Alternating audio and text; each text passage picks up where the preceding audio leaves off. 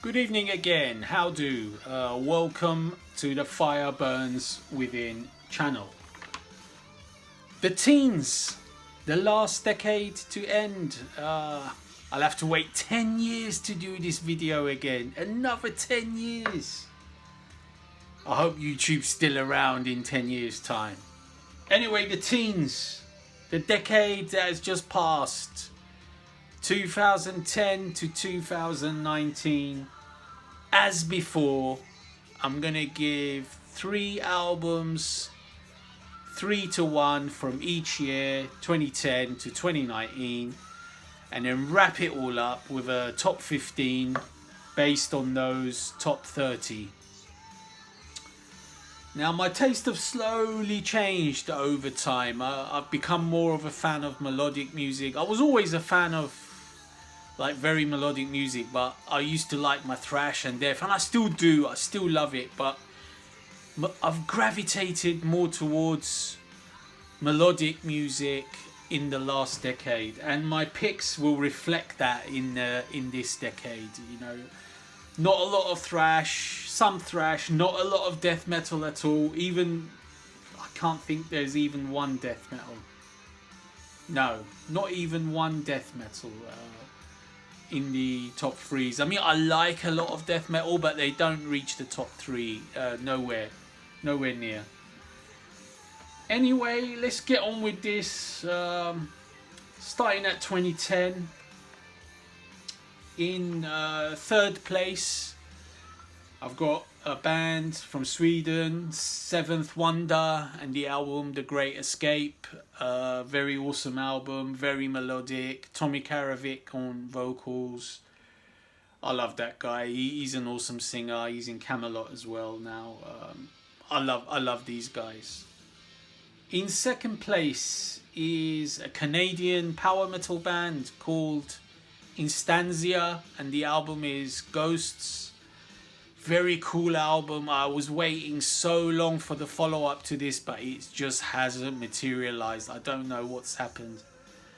But that debut album is awesome. It's so melodic, very catchy power metal. Very, very cool. But not the number one. The number one is the Mighty Sabaton and Coat of Arms. Just an awesome melodic power metal album. Couldn't save it out. Couldn't take it out of the number 1 spot. 2011, in 3rd place, we're going to the US of A. American Thrashers, Havoc, and Time Is Up. Awesome thrash metal, killer riffs, awesome stuff. In 2nd place, the mighty Wolf Fanciers, Power Wolf, Blood of the Saints. I love all Powerwolf albums. Anytime there's a Powerwolf album, I'm all over it like a bad rash. In 2nd place. But not the number 1. The number 1 is a band I mentioned in the noughties. It's Pagan's Mind and Heavenly Ecstasy. This album is just awesome. What a cracking album that is. It's very melodic, a little bit progressive, but not too much. Very catchy stuff. Awesome. Was my number 1 album of 2011. 2012, in 3rd place, we've got a thrash metal band from Greece, Suicidal Angels, Bloodbath. I've mentioned them before again, I think in the noughties list. They had an album in the top 3. Bloodbath again hits my top 3 for 2012. Very awesome. In 2nd place, Camelot and Silverthorn, Tommy Karavik on vocals. Awesome album, Camelot. But the number 1 album of 2012 is Rain Seed and Welcome to the Theatre. I just love this album. I think it's so underrated. Most power metal fans don't even know about Rain Seed. I mean, or even if they know about them, I don't know, they underrate them or whatever. But Tommy Johansson, he's just an amazing talent for power metal. And this album is just so melodic, so catchy. All the songs are about movie themes, like they're based on movies in Disney and so on. I mean, he obviously loves the theme, the movies. 2013, in third place we have Aussie Thrashers, who I love. Harlot and the album Origin. Awesome band, awesome band. I see them twice as well. They've toured the UK, believe it or not, supporting various bands. Very awesome band. I love Harlot. Killer band. In second place, we're going to Denmark. Volbeat, Outlaw Gentlemen and Shady Ladies. I love Volbeat. I think they're such a catchy and cool band. I just love them. Well worthy of the second spot. In 2013, my number one album, Finnish Masters Stratovarius with Nemesis. I love the post-Tolkien era of Stratovarius. I'm waiting for them to do something else, but they haven't started, I think, recording yet, but they should get their finger out soon. But Nemesis is an awesome album. It's so melodic, so catchy. There's no Tolkien, but the band is still high quality. Very, very good band. Very good album. Right, 2014, in third place, again a thrash record. Ex Mortis, Slave to the Sword. Very aggressive, very sharp thrash metal, very harsh vocals, almost death metal but not quite raspy, but awesome riffs, killer riffs. In second place, a project album. It's Alan Stroke Lander, whatever way you want to call it, The Great Divide. Easily my favourite Alan Lander album. Russell Allen, Jorn Lander, awesome stuff. Jorn Land, whatever. I never know how to pronounce it, Lander or Land. Keep the E silent. But anyway, whatever way, it's an awesome album. Two amazing vocalists, but not the number one for 2014. That will be Sweden's Dynasty and Renatus. Very awesome album. I've talked about the singer enough, Nils Molin. He's an amazing singer. Their album from this year is amazing. Renatus, it was so catchy. They used to be quite a glammy band, and then they moved away from sort of a little bit of glam metal. They went to straight melodic heavy power metal. Not so speedy, but very melodic, very catchy vocals. Just awesome album.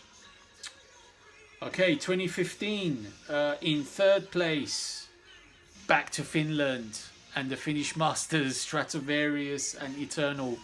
Again, they're on a rich vein of form. Tolkien gone, full steam ahead, classic Stratovarius. In second place, becoming a familiar pattern, Powerwolf, Blessed and Possessed. Again, it's very close between this and the number one. I've talked enough about Powerwolf. Like I said, when they release an album, it's in my top three. simple as. But it wasn't the number one. The number one I've given to Kane's Offering and the album Stormcrow. Oh, this album was so good. It was a project between Timo from Stratovarius, the singer, not Tolkien, Timo Kotipelto, and the ex Sonata Arctica guitarist. I always forget his name. Jari. His second name is difficult. You know, the Finnish name, Jari something. That was an awesome melodic power metal album. I mean, Sonata Arctica were dreaming to deliver anything as good as that in these days, and especially later on, or even nowadays, last year. I mean, Kane's Offering is awesome. The second album they released is awesome. So cool. Okay, 2016, in third place, German powerhouse Primal Fear with Rule Breaker. Very consistent band. Very awesome album. Easily in my top 3. In second place, different one. It's Mirath and Legacy. I love these guys. Tunisian, symphonic, melodic, heavy metal, very Eastern flavors. Very much to do with the roots of the band in Tunisia. I think they live in France. I'm pretty sure they moved to France, or a couple of the members are sort of like French Tunisians, but even so, they've got a lot of influence from Middle Eastern music, which is really cool. Very melodic, great vocals. But it wasn't the number one. The number one album of 2016 was Sirius Black and Mirror World. I love this album. This album was so awesome. Urban Breed on vocals. I think Roland Grapov had left by then, so there was other guys in the band. But the album is awesome. It's so melodic, so catchy. Such a deadly cool album. I mean, as a power metal album, it's really awesome. Okay, moving on. 2017. In third place, I've talked about them before already in this video. It's Harlot again and Extinction, the Aussie thrashers. They just know how to do thrash. Absolutely killer. Awesome heavy riffs, pounding away like there's no tomorrow. Absolutely killer. In second place, another project band, The Dark Element and the self-titled album. This was again very awesome. The ex-Nightwish singer, forget her name. Her name's popped out of my head. And the what do you call it? The ex Sonata Arctica guy again, writing the album. This was so awesome. I forget her name. Annette Olzon, that's it. And Yari from Sonata Arctica. Names, bloody names. What an awesome album this was anyway. So killer, so melodic, so catchy. For me, miles better than what Nightwish are doing currently. But it wasn't the number one. The number one album of 2017, German heavy power metal kings, Orden, Ogan, and the album Gunmen. This is so awesome, so melodic, so epic, so symphonic, so catchy. Huge choirs, like epic from the top of the mountain choirs. You just can't beat it. If you like power metal and you don't know Orden Ogan, then well, you must be living under a rock, because that is one heck of an album. Okay, 2018. Yes, mentioned them before in this list.